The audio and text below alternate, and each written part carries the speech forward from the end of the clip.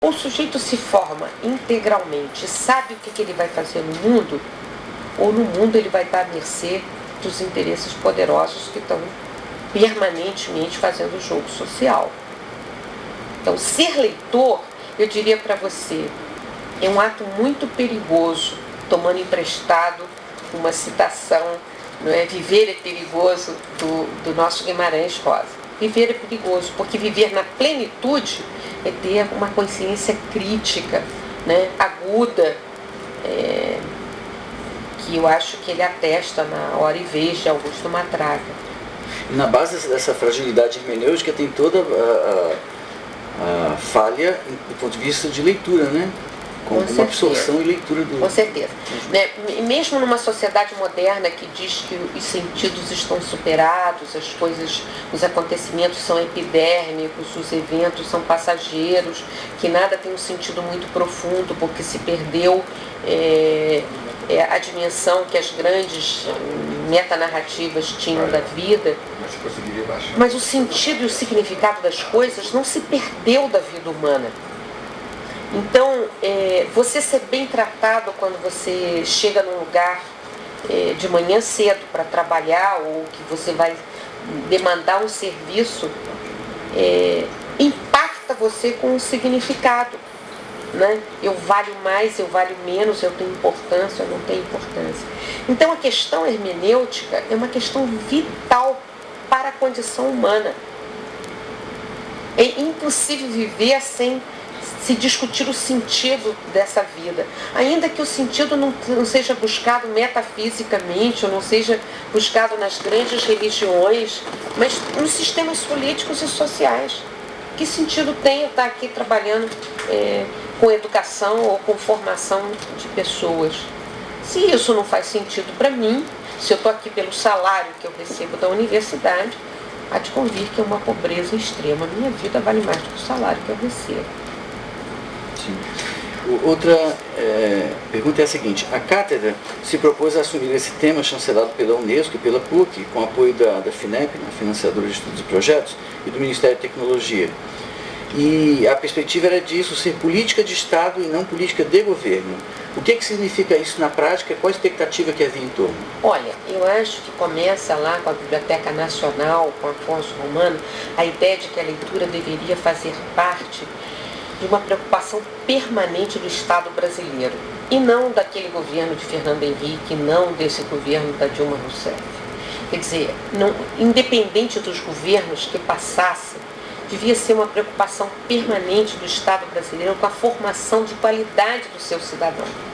Um cidadão, ele tem qualidade de inserção social quando ele é capaz de pensar por si mesmo, quando ele é capaz de escolher não só os seus representantes, que a gente já sabe que não cumprem aquilo que os representados demandam, mas quando ele é capaz de escolher os seus próprios atos na vida de trabalho, na vida familiar, né? Ele sabe o que ele está escolhendo. Então, uma política de Estado era uma política permanentemente voltada para uma formação de qualidade da cidadania, que tem a ver não só com a escola, com as universidades, mas tem a ver com os museus, tem que a ver com os espaços culturais, tem que a ver com o acesso a teatro, a cinema, a exposições, não é? As pessoas chegam diante de uma exposição, se sentem constrangidas, elas acham que elas não têm capacidade de ler, e elas têm, só que alguém disse que aquilo é um mundo de coisas para iniciados. Por que a gente não inicia, então, todas as pessoas na capacidade de ler um Manet ou na capacidade de ler um Portinari? Né? Por que alguns são capazes de entender a música popular e não são capazes de ouvir um Carmina Burana e fazer uma leitura, né, de um bolero de Ravel? O que falta? Faltam as iniciações. Uma política de Estado tinha que estar permanentemente preocupada com o acesso de seus cidadãos a esses bens e com a capacidade que esses cidadãos têm para criar e para manter viva essa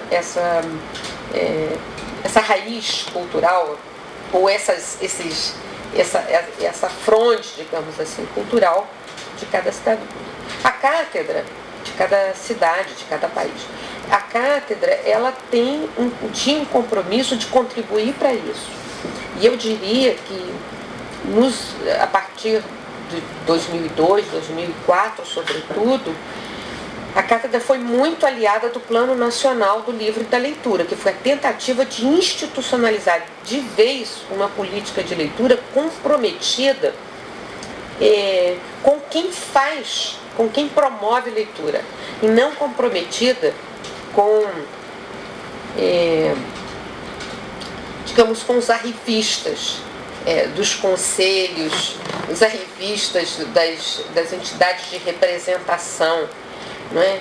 A gente teria que buscar quem é que no país meteu a mão na massa, está comprometido, precisa de ajuda, precisa de apoios, precisa de esclarecimento, de formação permanente, porque a sociedade, ela anda. E isso seria muito bom se o Estado não impedisse, se o Estado fosse aí uma cunha capaz de ajudar a alavancar essas atividades. Então, o compromisso da cátedra político é esse, né? Por isso ela tem na sua origem uma pluralidade de pesquisadores, teólogos, sociólogos, comunicadores, literatos, e alunos que vêm dessas áreas. A gente não faz diferença entre um estagiário de comunicação, um estagiário de direito, um estagiário de sociologia. O importante é que esses meninos deem a sua contribuição e o tempo que estão aqui aprendam a pensar o mundo nessa perspectiva ampla, interdisciplinar. Porque o conhecimento não se fecha naquela área em que ele recebeu um diploma acadêmico. Algumas conquistas foram o banco de dados, né, a biblioteca de literatura infantil, e como esses projetos e outros, né? Como esses projetos estão sendo geridos? Muito difícil manter os projetos. Por quê? Porque a gente não tem um orçamento permanente, constante. Todo recurso que mantém o trabalho da cátedra, ele vem de projetos conquistados em editais. Então, os editais se abrem, a cátedra concorre e tem podido, com a ajuda de FINEP, com a ajuda de FAPERJ, com a ajuda do MINC, com a ajuda do MEC, manter um corpo de pesquisadores produzindo aquilo que é o ordinário, que aquilo que significa que é o input da informação que a gente deve prover para a saída dos projetos. Então, esse corpo de pessoas é mantido através de recursos que se renovam, que se extinguem e que demandam uma renovação. Então, é muito trabalho que a cátedra, é muito tempo que a cátedra investe em garantir os recursos para poder manter a sua equipe de pessoal. Mesmo agora, quando a cátedra é integrada a um Instituto Interdisciplinar de Leitura da PUC do Rio de Janeiro, significa muito pouco em termos orçamentários, né? É louvável que a PUC tenha percebido que o que se criou aqui dentro, através desses pesquisadores associados e dessa ação interdepartamental, é alguma coisa que tem vulto e que merecia ser institucionalizada, já que a cátedra é Unesco, né? Não é da PUC Rio.